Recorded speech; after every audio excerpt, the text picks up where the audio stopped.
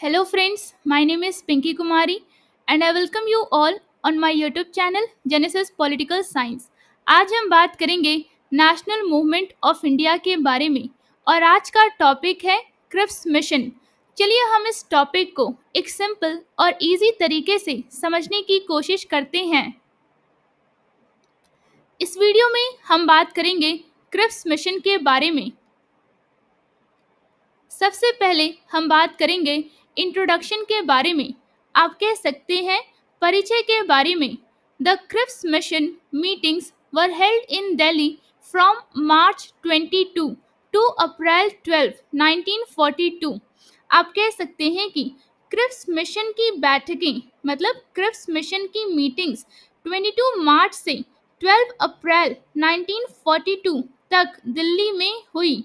These meetings were an effort by the British government to get support from Indian leaders, especially the Indian National Congress and the Muslim League, to help defend India against the possible Japanese attack during World War II।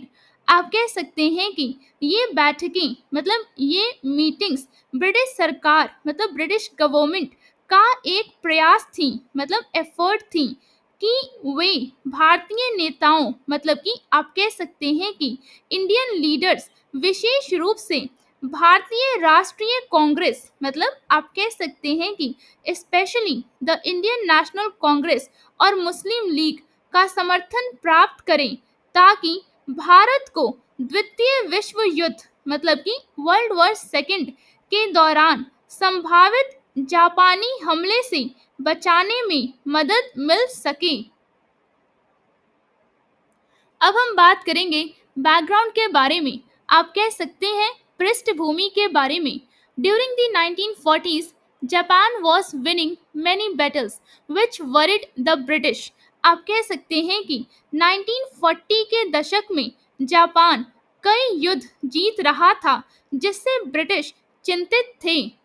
When the war reached near India's borders, especially after fighting began in Burma, the British became more concerned about India's safety।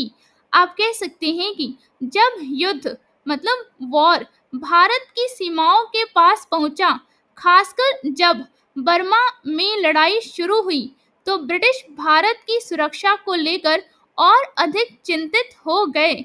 मैं आपको बताना चाहूंगी यहाँ पे जो word use हुआ है Burma, it is now called Myanmar. At the same time, the Indian National Congress wanted to use this situation to speed up the fight for independence। आप कह सकते हैं कि साथ ही भारतीय राष्ट्रीय कांग्रेस मतलब इंडियन नेशनल कांग्रेस इस स्थिति का उपयोग स्वतंत्रता की लड़ाई को तेज करने के लिए करना चाहती थी। However, the Congress and the Muslim League had growing disagreements and could not agree on a common plan। आप कह सकते हैं कि हालांकि कांग्रेस और मुस्लिम लीग के बीच बढ़ते मतभेद थे और वे किसी साझा योजना मतलब कि कॉमन प्लान पर सहमत नहीं हो सके। In this situation, the British government decided to send a mission to India in 1942 led by Stafford Cripps। आप कह सकते हैं कि इस स्थिति में मतलब इन दिस सिचुएशन ब्रिटिश सरकार मतलब ब्रिटिश गवर्नमेंट ने 1942 में स्टाफर्ड क्रिप्स के नेतृत्व में भारत भेजने के लिए एक मिशन भेजने का निर्णय लिया। The main aim was to bring the Congress and the Muslim League together on a common constitutional plan and to persuade Indians to stop their independence movement until the Second World War ended। आप कह सकते हैं कि मुख्य उद्देश्य मतलब main M यह था कि कांग्रेस और मुस्लिम लीग को एक सामान्य संवैधानिक योजना मतलब कॉमन कॉन्स्टिट्यूशनल प्लान पर एक साथ लाया जाए और भारतीयों को यह समझाया जाए कि वे द्वितीय विश्व युद्ध मतलब सेकेंड वर्ल्ड वॉर समाप्त होने तक अपनी स्वतंत्रता आंदोलन मतलब इंडिपेंडेंस मूवमेंट को रोक दें। अब हम बात करेंगे proposals of the Cripps mission के बारे में आप कह सकते हैं क्रिप्स मिशन के प्रस्ताव मतलब proposals. The main ideas of the Cripps mission were as follows. आप कह सकते हैं कि क्रिप्स मिशन के मुख्य विचार मतलब मेन आइडियाज निम्नलिखित थे। First point, during World War second the British would continue to rule India. आप कह सकते हैं कि द्वितीय विश्व युद्ध मतलब कि आप कह सकते हैं कि सेकेंड वर्ल्ड वॉर के दौरान ब्रिटिश भारत पर शासन करते रहेंगे। After the war ended, India would be given dominion status, meaning it would be free to manage its own internal and external matters, but would still stay connected to the British Crown and other dominions. आप कह सकते हैं कि युद्ध समाप्त होने के बाद मतलब after the war ended Bharat को डोमिनियन स्थिति मतलब डोमिनियन स्टेटस दी जाएगी, जिसका अर्थ है कि भारत अपनी आंतरिक मतलब इंटरनल और बाहरी मामलों मतलब एक्सटर्नल मैटर्स को स्वतंत्र रूप से संभाल सकेगा, लेकिन ब्रिटिश क्राउन और अन्य डोमिनियनों मतलब अदर डोमिनियंस के साथ जुड़े रहेंगे। अब हम बात करेंगे सेकेंड पॉइंट के बारे में। After the war a constituent assembly would be formed to create a new constitution for India. आप कह सकते हैं कि युद्ध के बाद मतलब आफ्टर द वॉर भारत के लिए एक नया संविधान मतलब कि न्यू कॉन्स्टिट्यूशन बनाने के लिए एक संविधान सभा मतलब अ कॉन्स्टिट्यूएंट असेंबली का गठन किया जाएगा। The members of this assembly would be chosen by the provincial assemblies based on their population। आप कह सकते हैं कि इस सभा के सदस्य प्रांतीय सभाओं मतलब प्रोविंशियल असेंबलीज द्वारा उनकी जनसंख्या मतलब पॉपुलेशन के आधार पर चुने जाएंगे। The princely states would also get a chance to send their representatives। आप कह सकते हैं कि रियासतों मतलब प्रिंसली स्टेट्स को भी अपने प्रतिनिधि मतलब रिप्रेजेंटेटिव्स भेजने का मौका मिलेगा। अब हम बात करेंगे थर्ड पॉइंट के बारे में। Any province that did not agree with the new constitution could choose not to join the Indian Union. आप कह सकते हैं कि कोई भी प्रांत मतलब एनी प्रोविंस जो नए संविधान मतलब न्यू कॉन्स्टिट्यूशन से सहमत नहीं होता वो भारतीय संघ मतलब इंडियन यूनियन में शामिल ना होने का विकल्प चुन सकता है। Such provinces could form their own separate union and the British government would unite them to join the Commonwealth if they wished। आप कह सकते हैं कि ऐसे प्रांत मतलब सच प्रोविंसेस अपना अलग संघ बना सकते हैं और यदि वे चाहें तो ब्रिटिश सरकार मतलब ब्रिटिश गवर्नमेंट उन्हें राष्ट्रमंडल मतलब कॉमनवेल्थ में शामिल होने के लिए एकजुट कर सकती है। अब हम बात करेंगे फोर्थ पॉइंट के बारे में। During the war N interim government which means temporary government would be formed with representatives from different Indian political parties. आप कह सकते हैं कि युद्ध के दौरान मतलब ड्यूरिंग द वॉर विभिन्न भारतीय राजनीतिक दलों मतलब कि डिफरेंट इंडियन पॉलिटिकल पार्टीज के प्रतिनिधियों मतलब रिप्रेजेंटेटिव्स के साथ एक अंतरिम सरकार मतलब इंटरिम गवर्नमेंट जिसे आप कह सकते हैं अस्थायी सरकार मतलब टेम्पररी गवर्नमेंट बनाई जाएगी। However, matters related to defense and foreign affairs would remain under the control of the viceroy। आप कह सकते हैं कि हालांकि रक्षा मतलब कि डिफेंस और विदेश मामलों मतलब फॉरेन अफेयर्स से संबंधित मामलों का नियंत्रण वॉइसरॉय के अधीन रहेगा। अब हम बात करेंगे डिफरेंसेस फ्रॉम प्रीवियस प्रपोजल्स के बारे में। आप कह सकते हैं पिछले प्रस्तावों से अंतर। The Cripps mission proposals were different from earlier ones in several ways. आप कह सकते हैं कि क्रिप्स मिशन के प्रस्ताव मतलब क्रिप्स मिशन के प्रपोजल्स कई मामलों में पहले के प्रस्तावों से अलग थे। First point, the constitution of India would now be made completely by Indians themselves, which means earlier in the August offer it was said to be only mainly in Indian hands.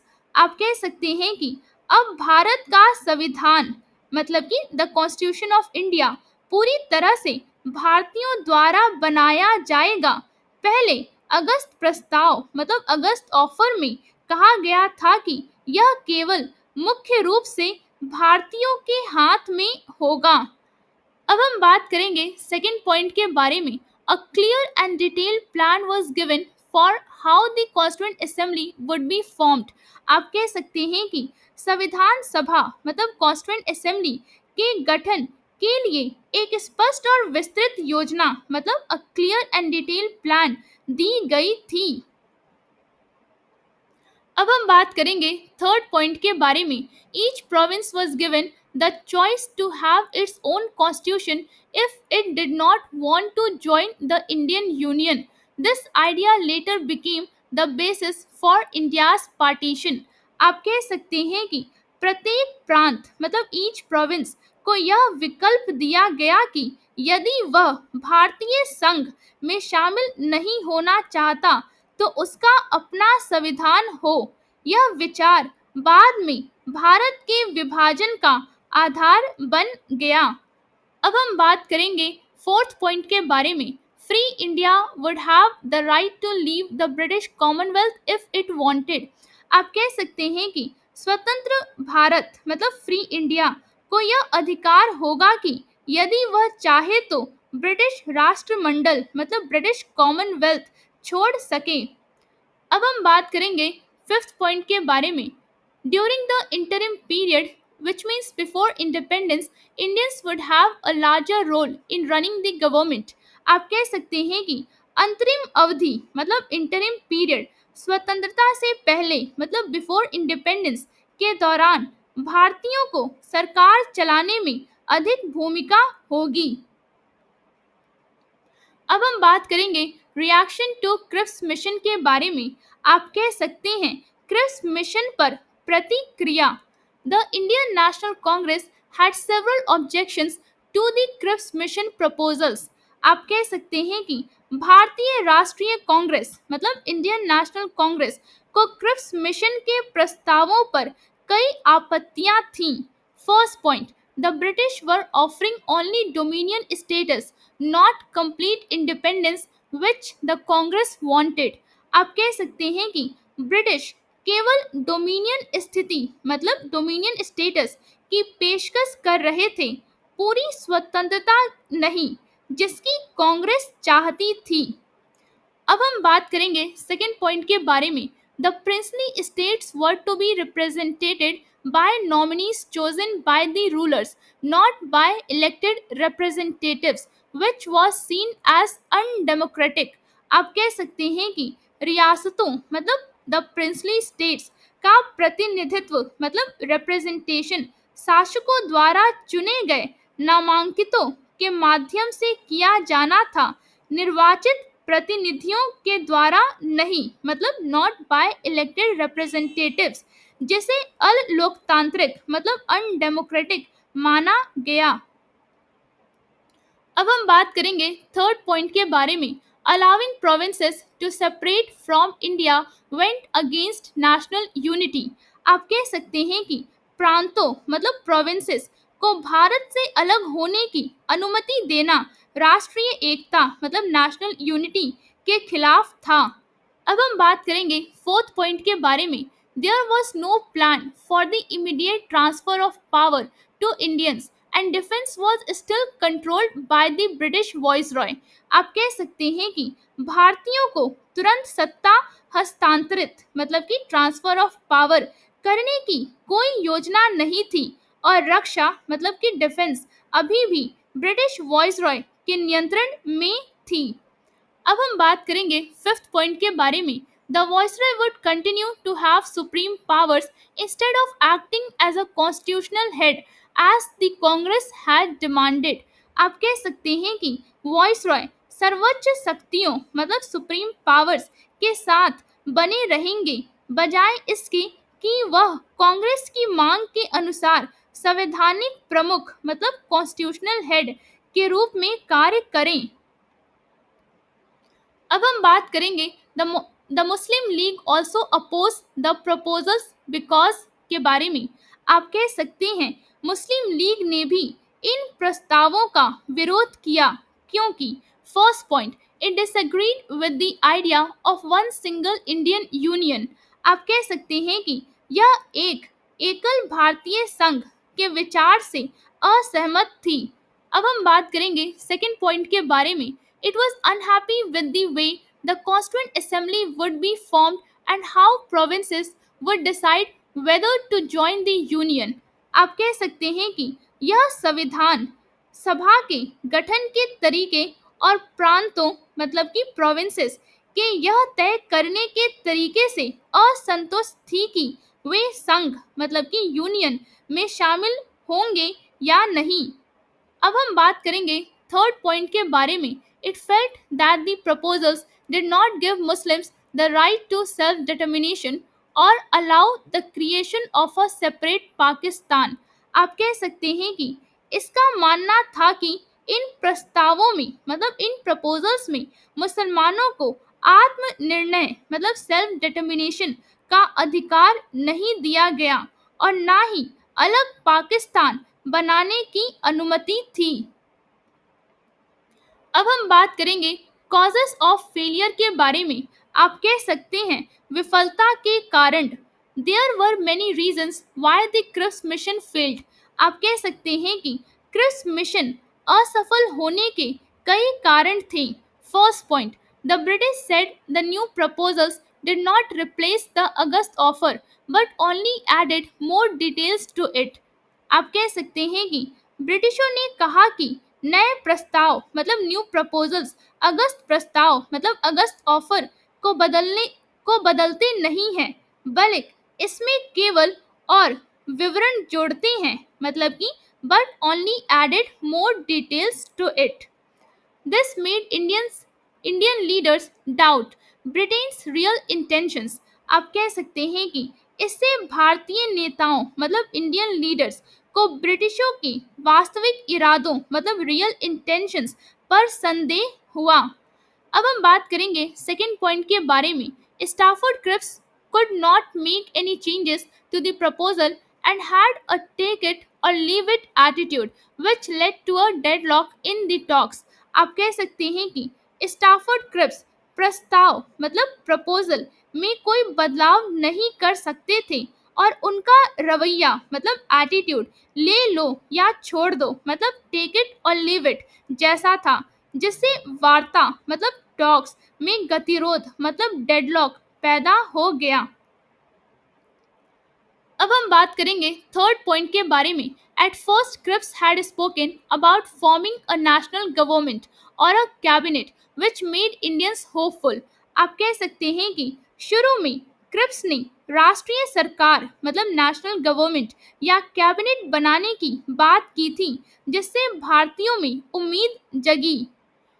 Later, he clarified that he only meant a small expansion of the Executive Council, which disappointed many। आप कह सकते हैं कि बाद में उन्होंने स्पष्ट किया कि उनका केवल कार्यकारी परिषद मतलब एग्जीक्यूटिव काउंसिल का थोड़ा विस्तार मतलब कि आप कह सकते हैं स्मॉल एक्सपेंशन ही मतलब था, जिससे कई लोग निराश हुए।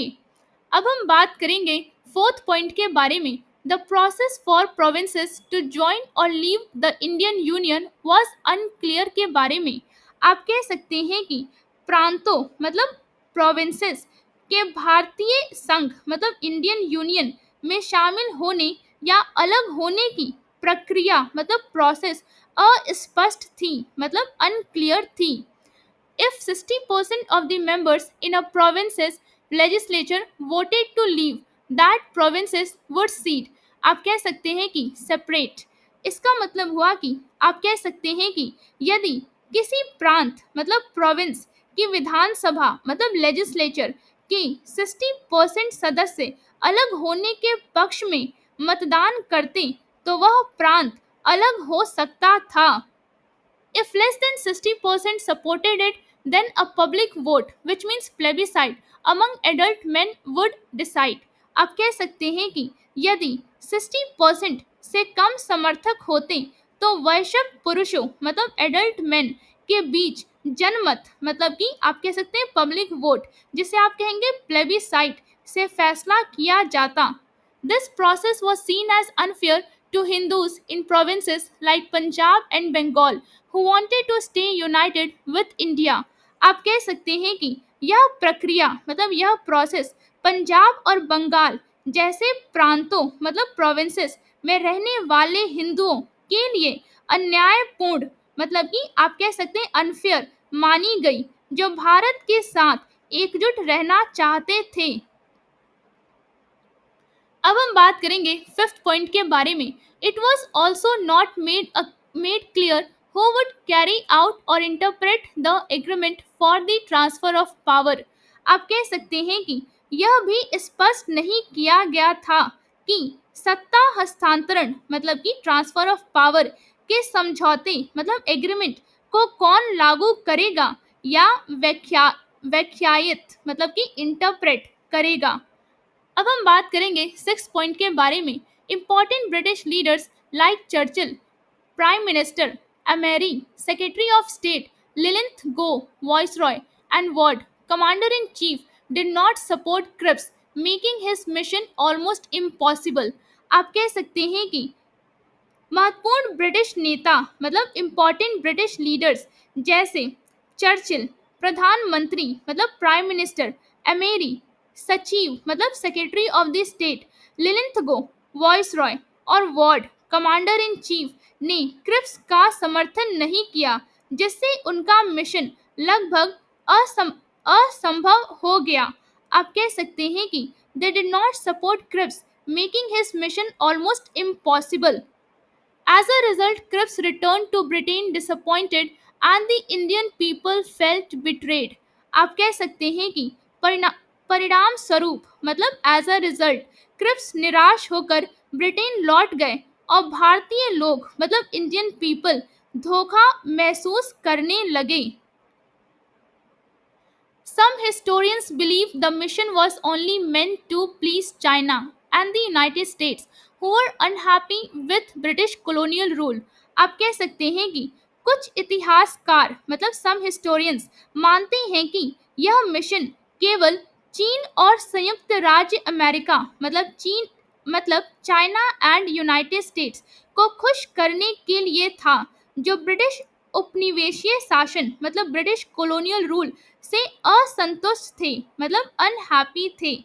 After the failure of the mission, Mahatma Gandhi called for the British to leave India immediately, which led to the launch of the Quit India movement.